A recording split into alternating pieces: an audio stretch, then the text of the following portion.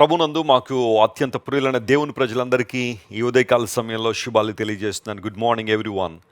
మీరంతా బాగున్నారా? క్షేమంగా ఉన్నారా? కుటుంబం అంతా బాగున్నారు కదా? ప్రభులో మీరందరూ బలంగా ఎదగాలని మనస్ఫూర్తిగా ఆశిస్తున్నాము.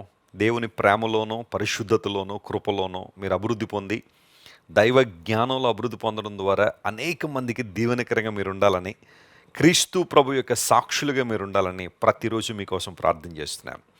రాజమండ్రి పట్టణంలోని క్రైస్ట్ టిప్ సెంటర్లో మరియు జాన్ వెస్లీ ఇంటర్నేషనల్ మినిస్ట్రీస్లో ఉన్న ప్రేయర్ పార్ట్నర్స్ అందరూ కూడా మీకోసం బలంగా ప్రార్థిస్తున్నారు. మీరు కూడా మా కోసం ప్రార్థన చేస్తున్నందుకు మీకు కృతజ్ఞతలు తెలియజేస్తున్నాం.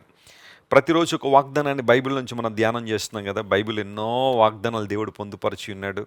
ఒక్కొక్క వాగ్దానం ధ్యానం చేయడం ద్వారా ప్రతిరోజు అనేక విషయాలు మనం నేర్చుకుంటున్నాము. ప్రభువుకి మరింత దగ్గరగా వస్తున్నాం.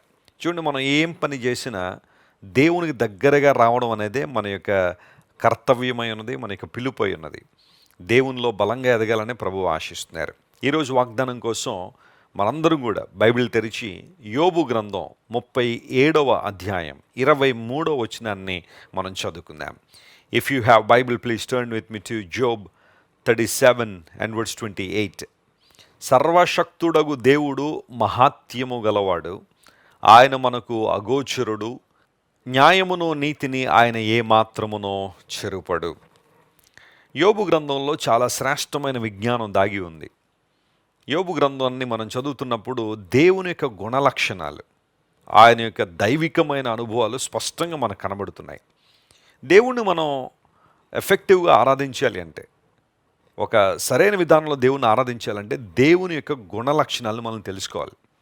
అలా తెలుసుకోవాలంటే బైబిల్ మనం క్షుణ్ణంగా చదవాలి. ఇక్కడ ఎలీహు అనబడే ఒక పెద్ద ఆయన ఈ మాటలన్నీ కూడా చెబుతూ ఏమంటాడంటే, సర్వశక్తుడు దేవుడు మహాత్యము గలవాడు అన్నాడు.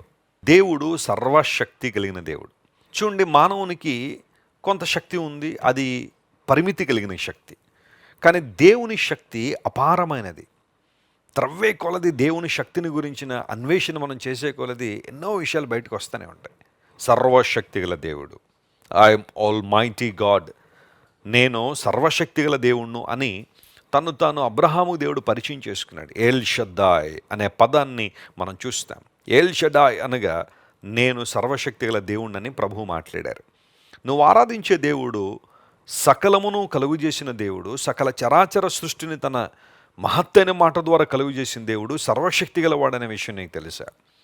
కొన్నిసార్లు దేవుని యొక్క సార్వభౌమాధికారాన్ని, సర్వశక్తి గల ఆయన అనుభవాలను మనం తక్కువగా అంచనా వేయడం ద్వారానే కృంగుదల, నిరాశ, నైరాశ్యం మన జీవితంలోకి వచ్చేస్తుంటుంది. కానీ ఎప్పుడైతే మనం దేవుడు శక్తి గలవాడని తెలుసుకుంటామో, ఆయన బలమిచ్చువాడు అనే విషయాన్ని మనకు అర్థమవుతుందో, అప్పుడు దేవుని కోసం బలంగా మనం నిలబడగలుగుతాం.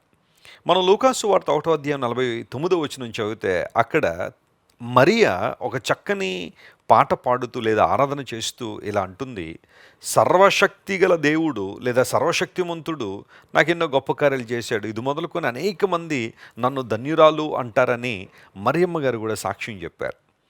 యేసుక్రీస్తు ప్రభు యొక్క ఆగమనము మరియ ద్వారా ఈ లోకంలోనికి వచ్చింది కదా. ఆ సందర్భంలో మరియ దేవుని స్తుతిస్తూ, దేవుడు నా పట్ల గొప్ప కార్యం చేశాడు. దేవుని బిడ్డ, కృంగిపోతున్నావా? ఎవ్వరు నీ పక్షాన్ని లేరని ఏడుస్తున్నావా? అందరూ నేను విడిచిపెట్టేశారని బాధపడుతున్నావా? నీ పరిస్థితిని చూసి అందరూ జాలిపడేలా ఉందని దుఃఖపడుతున్నావా? ఒంటరితనంతో మూలుగుతున్నావా? వెస్లీ గారు, మాకు చాలా పెద్ద ఇల్లండి, కానీ నేను ఒక్కడనే ఉంటానండి. పలకరించేవాళ్ళు లేరు, హృదయం తెరిచి మాట్లాడేవారు లేరు, బిడ్డలు ఎక్కడో దూరంగా ఉన్నారు, మనవరాళ్ళు బిజీ అయిపోయారు, నా ఒంటరితనంతో చాలా ఇబ్బంది పడిపోతున్నాడు, ఎవ్వరూ నన్ను దర్శించేవాళ్ళు లేరు, ఎవ్వరూ నన్ను పలకరించేవాళ్ళు లేరు అనే బాధ నీలో ఉందా? జాగ్రత్త విను దేవుని బిడ్డ, సర్వశక్తి గల దేవుడు నీ పట్ల గొప్ప కార్యాలు చేయాలని, నీకున్న ప్రతి పరిస్థితులను విడుదల చేయడం ద్వారా, తన ప్రణాళికను నీ జీవితంలో నెరవేర్చడం ద్వారా ఇకపై తర్వాత తరాల వారు నిన్ను ఒక ధన్యురాలిగా చూడాలనే దేవుడు ఆశిస్తున్నాడు. What a blessing it is! అది ఎంత గొప్ప ఆశీర్వాదకరమైన అంశం.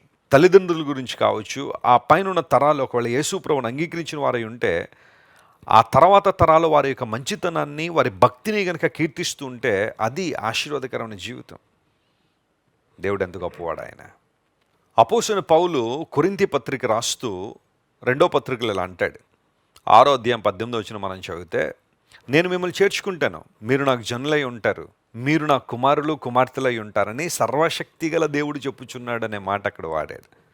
మనం దేవుని బిడ్డలమని ఎవరు చెబుతున్నారు? మనం ఆయన కుమారులం కుమార్తెలని ఎవరు సాక్ష్యం ఇస్తున్నారు, ఎవరు చెబుతున్నారు అంటే సర్వశక్తి గలవాడు చెబుతున్నాడు. నేను మిమ్మల్ని చేర్చుకుంటాను, మీరు నా ప్రజలై ఉంటారు. మన దౌర్భాగ్య స్థితిని బట్టి, మన పాపాన్ని బట్టి, మన అపరాధములను బట్టి, మన తిరుగుబాటుతనాన్ని బట్టి మనం దేవునికి దగ్గరగా వచ్చే అవకాశమే లేదు. కానీ దేవుడు తన ప్రేమ ద్వారా, తన కృప ద్వారా మనందరినీ తన దగ్గరగా చేర్చుకోవాలని ఆశించి సిలువలో మన కోసం మరణించి తన రక్తాన్ని కార్చి, ఆ రక్తంలో ఎవరైతే కడగబడుతున్నారో, యేసుక్రీస్తు ప్రభు నా కోసం ప్రాణం అర్పించారని ఎవరైతే విశ్వాసం ఉంచుతున్నారో వారు నేను చేర్చుకుంటాను, వారు నాకు జనులై ఉంటారు, వారు నా కుమారులై ఉంటారని దేవుడు మాట్లాడుతున్నాడు. యేసుక్రీస్తు ప్రభు ద్వారా మనకు కుమారత్వం అందించబడింది. దేవుని బిడలయ్యే అధికారం దేవుడు మనకి ఇచ్చాడు. మనం బిడలం కాబట్టి ఆయనకు వారసులు అన్నాడు బైబిల్లో. ఆయన ఇచ్చే శాంతికి మనం వారసులం, ఆయన సమాధానంలో మనం వారసులం, ఆయన ఆశీర్వాదాలకు మనం వారసులం. What a comforting message it is. కృంగిపోతున్నావా? అధైర్యపడిపోతున్నావు ప్రతి చిన్నదానికి? నువ్వు దేవుని బిడ్డ అని గుర్తించు. ఈ గుర్తింపుని ఎప్పుడూ మర్చిపోవద్దు. నీకేవ్వబడిన ఆధిక్యత, నీకేవ్వబడిన గొప్ప స్థానాన్ని ఎప్పుడూ కూడా మర్చిపోవద్దు. You are God child, that's it. నువ్వు దేవుని బిడ్డ అంతే. ప్రజలను తక్కువగా చూడొచ్చు, నీ గురించి తక్కువగా మాట్లాడచ్చు, నీ కులాన్ని బట్టి, మతాన్ని బట్టి, నీ స్థాయిని బట్టి ప్రజలను తక్కువగా చూడొచ్చేమో, కానీ దేవుడు ఎప్పుడు కూడా నేను అలా చూడడం లేదు. ఆయన నిన్ను తన బిడ్డగానే చూడాలని, తన కుమార్తెగా, తన కుమారుడిగా చూడాలని దేవుడు ఆశిస్తున్నాడు. సర్వశక్తిగా దేవుడు చెబుతున్న మాట ఇది. సర్వశక్తి గలవాడు, మహాత్యము గలవాడు, ఆయన నీతిని న్యాయమును ఏమాత్రము చెరిపేవాడు కాదు. నీ పక్షంగా నీతిని న్యాయమును జరిగించే దేవుడు ఆయన వైపు నువ్వు చూడగలిగితే అసాధారణమైన అద్భుతాలు నీ జీవితంలో స్పష్టంగా జరుగుతాయి. ఈ వాగ్దానాన్ని క్లెయిమ్ చేసి ప్రభువుని స్తుతిద్దాం. ప్రార్థన. ప్రేమగల తండ్రి, గొప్ప దేవా, నీ కొందనాలు. యోబు గ్రంథంలో రాయబడిన వాగ్దానం ద్వారా మాతో మాట్లాడావు. నువ్వు సర్వశక్తి గలవాడవు గనుక నువ్వు మహాత్యము గలవాడవని నీ వాక్యంలో మేము చూసాం. అవును ప్రభువా, మరియ జీవితంలో అద్భుతం చేశావు. కొరింథీ పత్రికలో మీరు మాతో మాట్లాడినట్టుగా నీ ప్రజలంగా మేము ఉండాలని మీరు ఆశిస్తున్నారు. ఈరోజు మా ప్రియులు ఎంతమంది అయితే ఈ వాగ్దాన సందేశాన్ని ఆయా ప్రాంతాల్లో, ఆయా ప్రదేశాల నుండి, ఆయా పరిస్థితుల నుంచి వింటున్నారో వారందరినీ మీరే దర్శించండి, ముట్టండి, నీ ఆత్మచేత నింపండి. నీ వాగ్దానాలన్నీ వారి జీవితంలో నెరవేర్చిన ప్రభు, నువ్వు జీవం గల దేవుడు కనుక నీ జీవాన్ని వారిలో ప్రసరింపజేసి నీకు మహిమకరంగా వారు జీవించినట్లుగా సహాయం చేయండి. అనారోగ్యంతో ఎవరైతే ఉన్నారో స్వస్థత ఇవ్వండి. ఈ రోజంతట్లో కావాల్సిన విజయాన్ని, ధైర్యాన్ని ప్రతి ఒక్కరికి మీరు ప్రసాదించండి.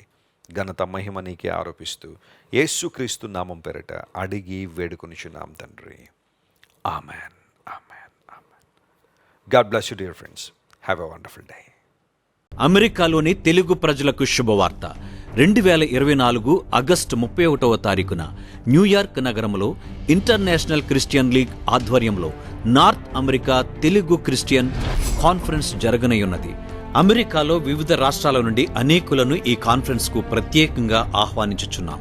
ఈ సభలో దైవజనులు డాక్టర్ జాన్ వెస్లీ గారు, శ్రీమతి బ్లెస్సీ వెస్లీ గారు, రెవరెండ్ శామ్ బోదాలా గారు, డాక్టర్ కెవాల్ గారు శక్తిగల దేవుని వాక్యం అందించి ప్రతి ఒక్కరి నిమిత్తం ప్రార్థించెదరు. బ్రదర్ శ్రీమంత్, బ్రదర్ శామీ పచ్చిగళ్ళ ఆధ్వర్యంలో సువార్త సంగీతము మరియు స్తుతి ఆరాధన నిర్వహించబడను. సజీవుడైన క్రీస్తు ప్రభు ద్వారా జీవితాల్లో నూతన మార్పును అనుభవించిన వారు రక్షణ సాక్ష్యములు అందించెదరు.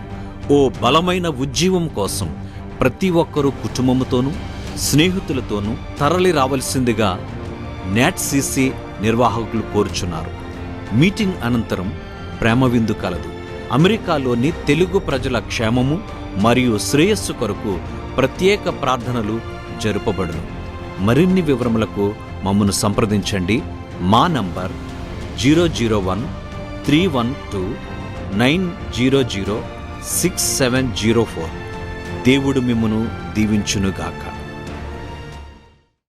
మీరు ఇంతవరకు విన్న దైవ సందేశం మరియు దేవుని సేవకులు చేసిన ప్రార్థన మీకు ఆశీర్వాదకరముగా ఉన్నదని విశ్వసించుచున్నాము. ఈ సందేశాన్ని మీ స్నేహితులకు, బంధువులకు షేర్ చేయండి. మీకు ఏదైనా ప్రార్థన అవసరత ఉన్నచో మా ఫోన్ నంబర్లకు కాల్ చేయండి. దేవుడు మిమ్మల్ని ప్రేరేపిస్తే విశ్వాసంతో సాగుచున్న ఈ పరిచర్యను ప్రోత్సహించండి. మరిన్ని వర్తమానాలు పాటలు వినుటకు జాన్ వెస్లీ మినిస్ట్రీస్ అను మా యూట్యూబ్ ఛానల్ను సబ్స్క్రైబ్ చేసుకొనండి. ప్రభువైన యేసుక్రీస్తు కృప మీకు తోడైండును గాక.